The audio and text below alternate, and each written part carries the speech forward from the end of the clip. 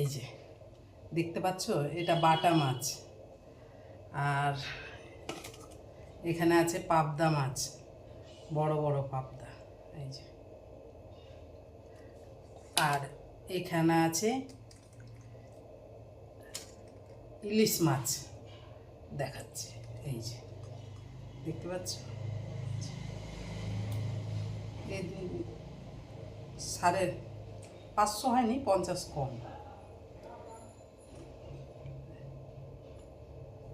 450 এটা মাছ আছে, ইলিশ মাছ।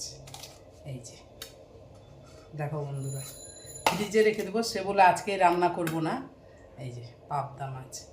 আর একটু ডিম বেরিয়েছে, এই যে এতটুকু ডিম আছে, এটা ভাজা করে দেব, বাচ্চাগুলো খাবে। আর এইটুকুই বাজার আজকে। আজকে দারুণ করে এটা মাখা মাখা করে রান্না হবে। তো চলে আসো দুপুরবেলা। আর এগুলো মাছ তো সব ফ্রিজে রেখে দেবো, এগুলো আস্তে আস্তে খাওয়া যাবে।